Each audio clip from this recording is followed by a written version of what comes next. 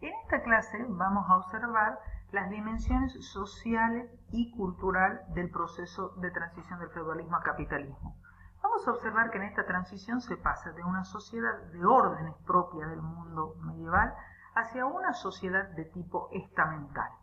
La sociedad de tipo estamental tiene mucho que ver con la sociedad de órdenes. En realidad tiene una estructura muy similar, sin embargo, se habla de la sociedad estamental como una sociedad de órdenes en movimiento, en el sentido de que esta nueva sociedad propia de la modernidad tiene mucho más movilidad interna, tiene mucho más dinámicas internas. O sea, este concepto de la sociedad de órdenes y cada orden entendido como casi inamovible, no se condice tanto con la sociedad estamental, en la cual la movilidad, si bien no es mucha, está presente. Y estas nuevas condiciones han surgido por los nuevos rasgos que está teniendo la economía mercantil, que se está abriendo paso en el mundo, y por la emergencia de los estados modernos. Veamos el caso francés.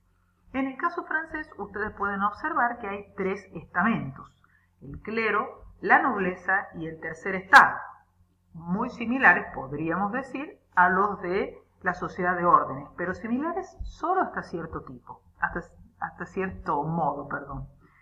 Vemos que esto todavía lo podemos representar como una estructura piramidal teniendo en cuenta la cantidad de gente que hay en cada uno de estos estamentos. Vemos que continúa siendo el estamento nobiliario y el estamento de los clérigos minoritarios respecto del tercer estado, que es el estamento donde se encuentra la mayor cantidad de población. Sin embargo, observemos que persisten los privilegios de nacimiento y de riqueza territorial, y que los dos primeros estamentos continúan siendo privilegiados, y el tercer estado continúa siendo no privilegiado. Cuando decimos que persisten los privilegios de nacimiento y riqueza, no debemos olvidar que también persiste el privilegio de, por ejemplo, no pagar ningún impuesto, el que es la nobleza, y sin embargo cobrar todos. Ahora, esta sociedad estamental está cruzada por tensiones, está atravesada por la movilidad, por la emergencia de una serie de tendencias que quieren terminar con este mundo de privilegios. En este sentido, será fundamental el crecimiento que ha desarrollado la burguesía.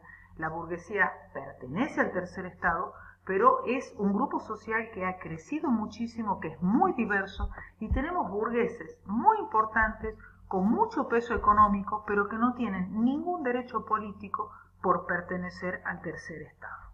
O sea, hay una serie de tensiones importantísimas no resueltas en esta Francia del antiguo régimen. Vamos a ir ahora a la dimensión política. La dimensión política en el proceso de transición del feudalismo al capitalismo nos propone realidades diversas. Por un lado, la realidad que vivió Inglaterra. Inglaterra hizo en el periodo de transición un camino que la condujo a instaurar una monarquía parlamentaria. Durante el siglo XVII, que fue un periodo crítico políticamente para Inglaterra, se produjeron muchos intentos por parte de los reyes pertenecientes a la dinastía de los Estuardos por establecer una monarquía absoluta. Sin embargo, todos sus intentos fracasaron. Hubo dos importantísimas revoluciones: la revolución de 1648, liderada por Cromwell, y luego la revolución de 1688, de la mano de las cuales fracasaron estos intentos absolutistas. Y de la mano de esta última, la revolución de 1688, se estableció en Inglaterra la monarquía parlamentaria. Una monarquía vitalicia, una monarquía hereditaria, pero donde el rey tiene un poder importantísimo desde el punto de vista simbólico y representa a la nación inglesa. Pero el verdadero poder efectivo lo tiene el Parlamento. El poder del rey es simbólico. El Parlamento es el que concentra el verdadero poder. Francia, en cambio, hizo un camino a la inversa. A lo largo de la transición, Francia fue consolidando una monarquía de tipo absoluta. Entre los siglos XVI y XVII, este camino transcurrió de la mano de ministros muy sagaces en este estado que fueron concentrando cada vez más cantidad de poder en manos del rey. Esta concentración de poderes llega a ser tan fuerte a mediados del siglo XVII que cuando asume Luis XIV, él podrá decir, el Estado soy yo. Esto refleja la enorme cantidad de poder que tenía el rey en sus manos. El rey tenía la iniciativa de hacer las leyes, las ejecutaba y las juzgaba. Además, él hacía la ley, pero no estaba sometida a ella.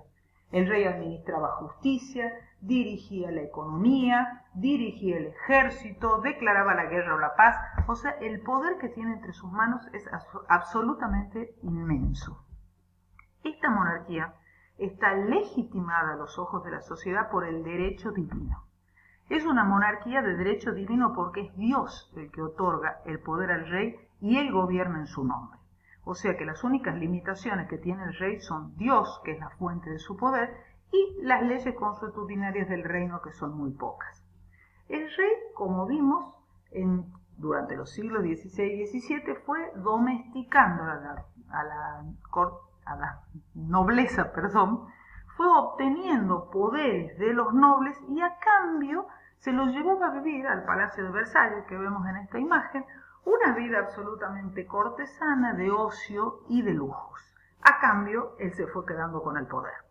Esta monarquía absoluta, como el resto de monarquías absolutistas que se desarrollaron en Europa, se va a manejar mediante una economía mercantilista. En líneas generales, esta economía, este modo de dirigir la economía del país, es elegido por la monarquía absoluta porque es un modo económico de organizarse que está profundamente dirigido desde el Estado. O sea, está profundamente dirigido. Es muy dirigido en ese sentido, perdón. Una economía, o sea, el Estado decide todo, ¿no es cierto? Y los márgenes de decisión que tiene la gente son realmente mínimos. Desde el punto de vista de las transformaciones culturales que se produjeron en la transición, es importante considerar que en la Europa medieval la mentalidad dominante era una mentalidad teocéntrica. Esta palabra proviene de teo, Dios, y bueno, céntrica, que implica que la mentalidad está centrada de un modo muy importante en Dios. Todo gira alrededor de Dios y en este sentido la Iglesia, que va a ser una institución que va a tener un enorme peso durante la Edad Media y también durante la modernidad, se presenta como la mediadora entre Dios y los hombres. En esta primera etapa de la Europa medieval predominaba el orden agustiniano de la ciudad de Dios. O sea, esta cuestión de que San Agustín opone la ciudad de Dios a la ciudad de los hombres, tratando de oponerse a todo el paganismo imperante y a través de este orden realiza toda una apología importantísima del cristianismo. En este marco, las formas más elevadas de educación se encuentran en los monasterios, porque son los monasterios los que tienen no solamente los medios, sino los hombres, ¿no es cierto?, los monjes, que son los encargados de realizar estas tareas. O sea, la educación de calidad está prácticamente centrada en los monasterios durante la Edad Medieval. Sin embargo, en la dinámica de la Edad Media, un poco más adelante se va a producir el surgimiento de la escolástica. La escolástica, que es todo un proceso de intelectualización de la fe, va a ser llevado a cabo por Santo Tomás de Aquino. Santo Tomás de Aquino va a realizar un proceso de racionalización de la religión cristiana con la utilización de los presupuestos de Aristóteles, ¿sí? De este modo va a obtener realmente esto que se denominó la escolástica, una síntesis sumamente importante, una imagen de lo que era la religión cristiana, y él determinó que lo que estaba establecido hasta ese momento era lo importante, no había que generar más avances desde ahí. Desde este momento la escolástica se convierte realmente en una traba para el progreso intelectual. Considera importante la difusión de toda esta escolástica y de la mano del resurgimiento de las ciudades, ¿sí? Luego del siglo XI, vamos a ver que promueve la organización de escuelas catedralicias y fundamentalmente, hacia el final, de las universidades, que es lo que más nos interesa. pero se va a llegar a uno de los momentos de mayor ortodoxia de la religión y se va a establecer el surgimiento de esta institución que fue la Inquisición, que se aseguró o que buscaba, ¿no es cierto?, sacar de la sociedad, oponerse a todos los que se consideraban herejes. Contra esta escolástica y luego de la profunda crisis que se vivió en el siglo XIV fue surgiendo el humanismo. El humanismo es un movimiento intelectual que se dio inicialmente en el norte de Italia, pero comenzó a difundirse, fue como un pequeño epifenómeno, pero comenzó a difundirse por el resto de los estados europeos, y lo que hace es oponerse a la escolástica y recupera la cultura de los clásicos.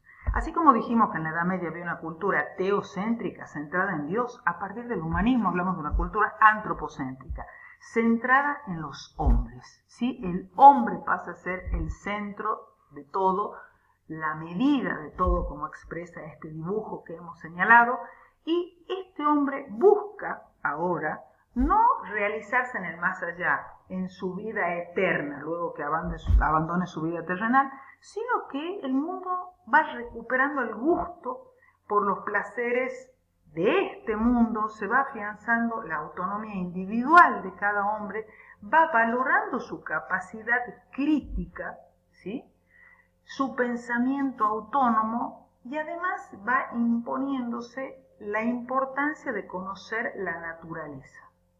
Pensemos que este va a ser un momento en el que se va a dar, como señalamos en la clase anterior, el proceso de expansión de Europa, ¿no es cierto? También tiene que ver con esto.